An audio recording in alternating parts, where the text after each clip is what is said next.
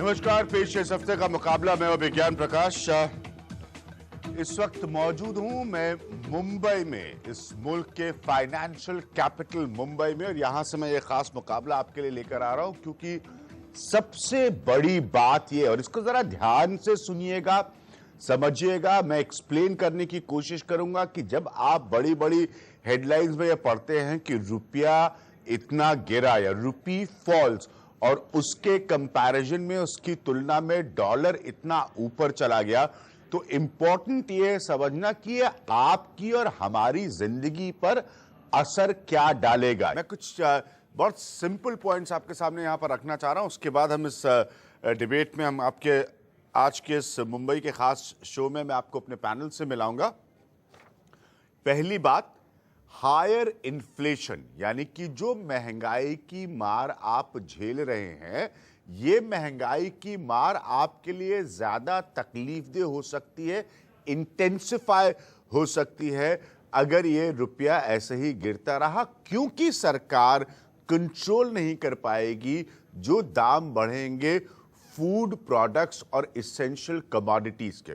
दूसरी बात कि जो तेल की कीमतें हैं, और या हम फ्यूल प्राइसेस जिसे बोले, वो भी बढ़ती चली जाएंगी क्योंकि हम तेल जो है वो आयात करते हैं। हायर ईएमआईज, यानी कि अगर आपके ऊपर अपने जीवन को चलाने, अपने सर के ऊपर छत ढूंढने का कोई लोन है, तो उस लोन की दरें जो आप उम्मीद कर रहे थे कि कम हो सकती हैं, वो आहिस्ता आहिस्ता बढ़ती रहेंगी, कम नहीं होंगी अगर रुपया ऐसे ही गिरा और डॉलर बढ़ता गया। एक और इसमें पॉइंट, स्लोअर ग्रोथ, यानी कि पूरी अर्थव्यवस्था, इकोनॉमी की जो ग्रोथ है, जो तरक्की की रफ्तार है, वो पहले से कम हो जाएगी क्योंकि उम्मीद से कम ग्रोथ नजर आएगी पैसे की वैल्यूएशन गिरने की वजह से। पांचवा पॉइंट, जो इंडस्ट्रियलिस्ट और जो कैप्टन ऑफ द इंडस्ट्री हैं, वो जिसको लेकर बहुत चिंतित हैं, उनकी भी चिंता बिल्कुल स्वाभाविक है कि फॉरेन इन्वेस्टमेंट जो है, जो आपको विदेशी निवेश मिलता है, उसमें स्लो डाउन होगा। एक्सचेंज रेट्स जो हैं, यानी कि जो पैसे का एक जगह से दूसरा जगह बदलना होता है, जिसे हम फॉरेन एक्सचेंज रेट्स कहते हैं, वो भी उस पर प्रभावित होंगे क्योंकि जो इंपोर्ट्स होते हैं या जो प्रॉफिट्स होते हैं, जो रॉ मटेरियल इंपोर्ट होता है, उस पर जो कंपनियां निर्भर करती हैं, वो भी दिक्कत में आएंगी। ये सारी चीजें वो है जो आप तक पहुंचती हैं। तो ऐसा मत सोचिएगा कि मैं आपको कोई बड़े बड़े जार्गनिज्म की भाषा समझा रहा हूं इकोनॉमी की, ये सब आपको और हमको प्रभावित करने वाली हैं। और अगर आप विदेश यात्रा करना चाहते हैं और अगर आप अपने बच्चों को इस मुल्क से बाहर पढ़ाना चाहते हैं, उन सब की कीमतें बढ़ेंगी। कुल मिलाकर एक इकोनॉमिक सिचुएशन में हम जिसे रिसेसिव मानते हैं, गैर प्रगतिशील इस वक्त मानते हैं, उसमें इस रुपए के गिरने और डॉलर के बढ़ने से आपकी हमारी जिंदगी पर, जैसा मैंने आपको पॉइंट बाय पॉइंट बताया, बहुत असर पड़ेगा। मैं आपको आज के अपने पैनल से मिलाता हूं। ये वो लोग हैं जो जानकार हैं, समझते हैं। हम कोशिश करेंगे कि इस खास मुकाबला में मुंबई से हम समझ पाएं कि इसके फिर रास्ते क्या है। मेरे साथ वेणुगोपाल धूत साहब मौजूद है, जो कि प्रेसिडेंट है वीडियोकॉन इंडस्ट्रीज के। ये इंडस्ट्रीज को रिप्रेजेंट करते हैं। संजय सिन्हा है, जो कि फाउंडर हैं सिट्रस एडवाइजर्स के। मनोज गडनेस हैं, जो कि लोकमत अखबार से जुड़े हैं, बिजनेस के मामलों पर लिखते हैं। मेरे साथ दिल्ली से मेरे पुराने साथी प्रवीण झा साहब मौजूद हैं, जो कि एसोसिएट प्रोफेसर हैं सेंटर फॉर इकोनॉमिक स्टडीज और प्लानिंग के जेएनयू पे। अर्थव्यवस्था और पॉलिटिकल इकोनॉमी के विषय पर मैंने और प्रवीण ने बहुत सारे प्रोग्राम्स आपके लिए किए हैं। धीरेन्द्र कुमार हमारे साथ मौजूद हैं, जो कि सीईओ हैं वैल्यू रिसर्च के। धीरेन्द्र को आप अच्छी तरह से जानते हैं। और श्रीनगर से हमारे साथ जुड़ रहे हैं सलमान सोस, जो कि लीडर हैं कांग्रेस पार्टी के। मसला बहुत क्लियर है। एक छोटा सा आंकड़ा मैं आपको और जल्दी से पढ़ देता हूं, उसके बाद मैं उम्मीद कर रहा हूं कि तस्वीर आपके लिए और ज्यादा क्लियर हो जाएगी। यूपीए गवर्नमेंट जो थी, पहली यूपीए गवर्नमेंट, 22 अगस्त 2004 का मैं वैल्यूएशन आपको बता रहा हूं। रुपए की वैल्यू थी 46.25, यानी कि 46 रुपए 25 पैसे।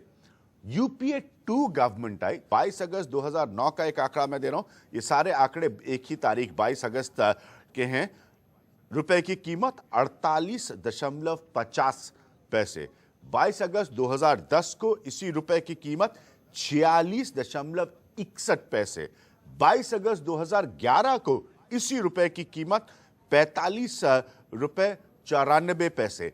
22 अगस्त 2012 को इसी रुपए की कीमत 55 रुपए 51 पैसे और 22 अगस्त 2013 को इसी रुपए की कीमत 65 रुपए 42 पैसे। ये है कहानी यूपीए 2009 की। वेणुगोपाल धूत, मैं आपसे शुरू करूंगा।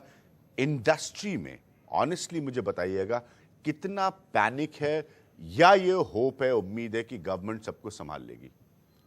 पैनिक तो है ही, पैनिक है क्योंकि एक बार अभी आप 3 महीने पहले देखे तो 52 का रेट था, आज फिर 65 के ऊपर चला गया।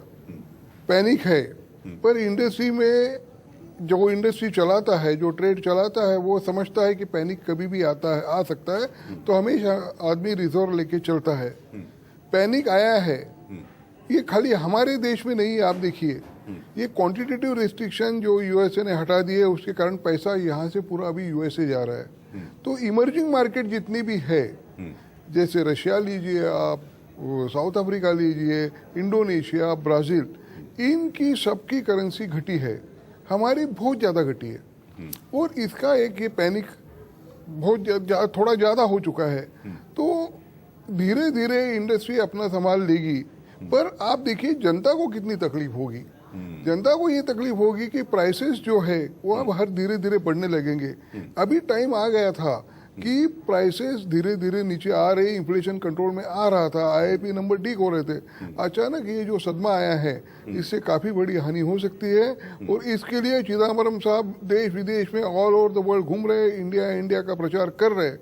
पर इंडिया की जो क्रेडिबिलिटी खत्म हो चुकी है, कारण सरकार बताइए, जो भी बताइए, सरकार ने जो प्रोमिसेस किए, रेट्रोस्पेक्टिव रजिस्ट्रेशन, इनकम टैक्स में 50 साल पहले के टैक्सेस बैठा दिए फॉरेनर्स को, फिर टेलीकॉम के लाइसेंस कैंसिल कर दिए, और भी लाइसेंस कैंसिल कर दिए, एसईजेड को बेनिफिट दिए, निकाल लिए, और अभी ये आप देखिए कैपिटल कंट्रोल बैठा दिया।